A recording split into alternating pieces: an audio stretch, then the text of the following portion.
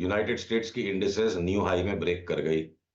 और लास्ट 2 दिन में जो डॉलर इंडेक्स और यूएस 10 ईयर यील्ड की चार्ट्स खतरा बने बैठी थी, उनमें भी अब एक डाउनवर्ड टिक शुरू हो गया।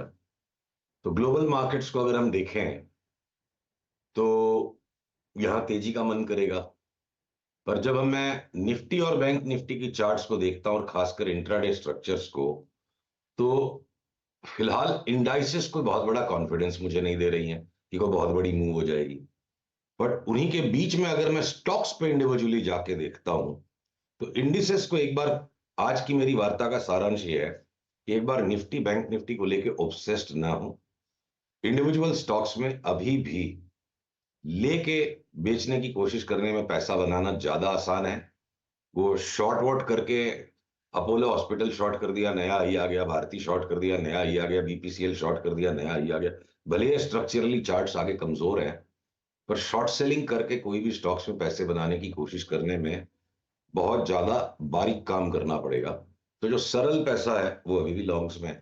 तो आप देखो, अडानी इंटरप्राइज मुझे लगता है अभी भी यहां से 200-250 रुपए और बढ़ जाने की जगह है। अगर पीसीआर मेरा चार्ट दिखा पा रहा है, तो सैटरडे की ट्रेडिंग में अडानी ने स्ट्रेट फॉरवर्ड ये रिवर्सल मूव दे दिया, और यहां से अब एक बार 3340-50 में कहूंगा, मौके पे ये 3500 भी हो गया था, मुझे बड़ी बात नहीं लगती है।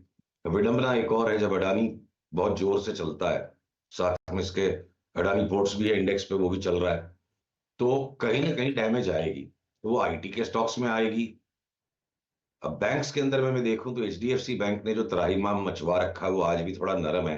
पर कोटक महिंद्रा के औसत रिजल्ट्स पे भी कोटक महिंद्रा ने टेक्निकली बड़ा रिवर्सल और अप मूव दे दिया। तो इतना एक ही दिन में सैटरडे में मूव होने के बाद आज कंसोलिडेट कर रहा है, यहाँ से 50-60 बढ़ जाएगा। आईसीआईसीआई बैंक अभी भी यहाँ से 70-80 रुपए बढ़ते लग रहा है।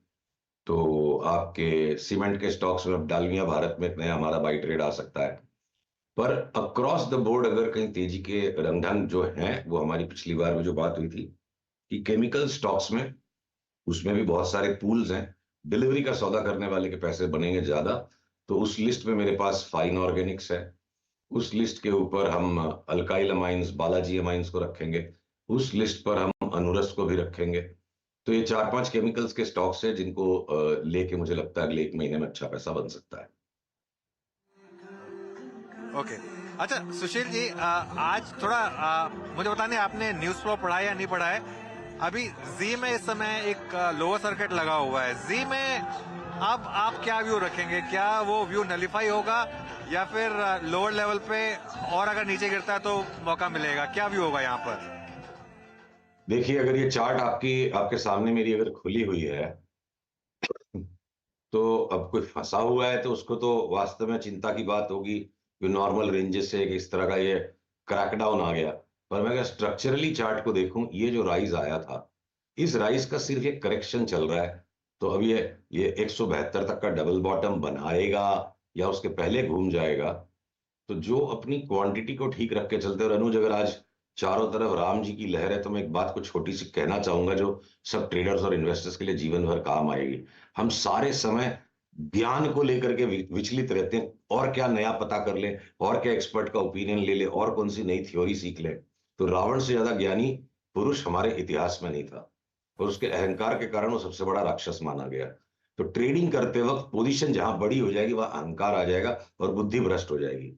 तो जिसकी रीजनेबल पोजीशन है वो जी, मुझे नहीं लगता कि यहाँ कोई इस चीज में पैनिक करने की जरूरत है।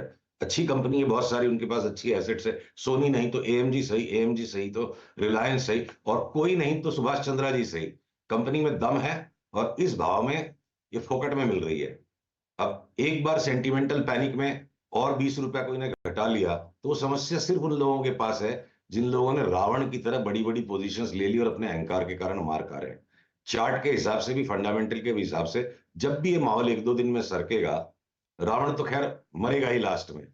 पर सेंसिबल तरीके से राम नीति से चलने वाले या इन्वेस्टर का मोटा पैसा बनेगा। मुझे कोई आश्चर्य नहीं होगा कि इस साल में 400 भी हो जाए और 450 भी हो जाए।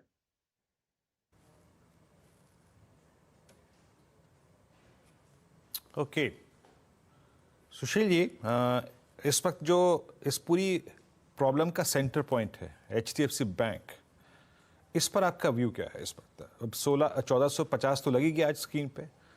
ये जो ब्रेकडाउन पिछले 4 सेशन में 5 सेशन में हुआ है, ये इसे कहाँ तक ले जाने की गुंजाइश रखता है? एक बार तो ये बहुत भयंकर ओवरसोल्ड है। इस चार्ट को देखिए आप, चाहे डेली चार्ट पे ये आरएसआई जो इसका 22 का हो गया, जैसे कि ये एचडीएफसी बैंक ना हुआ है कोई जेड ग्रुप का स्टॉक हो गया, मतलब पीट के रख दिया है। आवरली चार्ट पे आप देखो मोमेंटम घट नहीं रहा है, बढ़ रहा है, मतलब स्टॉक की गिरने की रफ्तार बहुत कम हो गई है। तो मैं यहां से शॉर्ट सेल कर दो इस तरह की सलाह तो किसी को दे ही नहीं सकता। वो सारे चले गए मौके, अभी एक्सट्रीमली ओवरसोल्ड है। हो सकता है और थोड़ा एक आध दिन नरम रह जाए, पर मैं इतनी सलाह जरूर दे सकता हूं कि जहां 1475 के ऊपर चल पड़े जिस दिन भी, कल परसों तरसों, शॉर्ट्स काट के लॉन्ग कर लेना। ये एचडीएफसी बैंक को भी 100 रुपया रिबाउंड 1470 के ऊपर जाने में टाइम नहीं लगेगा, घूमेगा तो ये भी कोटक की तरह एक बार में जोर में बढ़ जाएगा। या बेच के कमाने की कोशिश करना एचडीएफसी बैंक में समझदारी बिल्कुल नहीं लग रही है। और 1475 का स्टॉप लॉस रखिए जिनका शॉर्ट है, जो सौभाग्यवान लोगों ने शॉर्ट कर दिया था। बाकी 1475 के ऊपर जाते हम लॉन्ग जरूर करेंगे। ओके, 1475 के ऊपर आप एक लॉन्ग ट्रेड जरूर लेंगे। और कुछ पॉकेट्स सुशील जी जो बहुत अच्छा कर रही हैं, उसमें मतलब मैं मिक्स एक नाम ले रहा हूँ जिसमें से आप अगर कुछ प्रिफर करते हो तो उसका उल्लेख आप कीजिएगा। ओएमसीज अच्छा मूव देती हुई, आप ओएनजीसी को देखिए अच्छा मूव दे रहा है। पीएसयूज में रेलवेज बहुत अच्छा कर रही हैं, आईआरसीटीसी ने 1060 का भाव दिखा दिया। इसमें यहाँ पर अपस्विंग की गुंजाइश आपको कहाँ नजर आ रही है जिसको चेस करना अच्छा होगा अभी, या फिर डिप का इंतजार करें? अब आप देखो आईआरसीटीसी की तो जो चार्ट मुझे यहाँ दिख रही है, वो लास्ट 1 घंटे में 1040 वाला 980 हो गया। तो ये सारे एक्सट्रीमली ओवरबॉट नेम्स हैं। और वीरू, मैं ना आपके जैसे इतना काबिल नहीं हूं कि मैं 1-2 घंटे का खेल खेल पाऊं। मुझे कम से कम 3-4 दिन की चाल मिलनी चाहिए, और वो 1-1 घंटे में पलट जाऊं, इतना मैं अभी तक स्थित प्रज्ञ हो नहीं पाया हूं। तो ये मेरे बस के बाहर के स्टॉक्स हैं। और इनके अंदर जब भी हमको प्रॉपर सेल सिग्नल मिलेगा, हम 10-15-20% इनको बेच के कमाने के इंतजार में रहेंगे, लेंगे बिल्कुल भी नहीं। और मैं ये नहीं कह रहा कि वो अभी का भी हो जाएगा, अभी सिग्नल नहीं है, पर जब आएगा उस दिन हम बेचेंगे, लेना बिल्कुल नहीं है हमें। हाँ, ओके, शुक्रिया सुनील जी। बाकी बात यह है कि हमें खेल खेलना अलाउ ही नहीं है, तो हम खेल खेल ही नहीं सकते। जिस दिन नहीं, आप एक मेंटली आपकी फ्रीक्वेंसी जो है ना, आप 1-2 घंटे वाला खैर चलते हैं, बहुत बहुत शुक्रिया। नहीं नहीं नहीं, जिस दिन लेंगे उस ढंग से लेंगे, चिंता मत कीजिए, कोई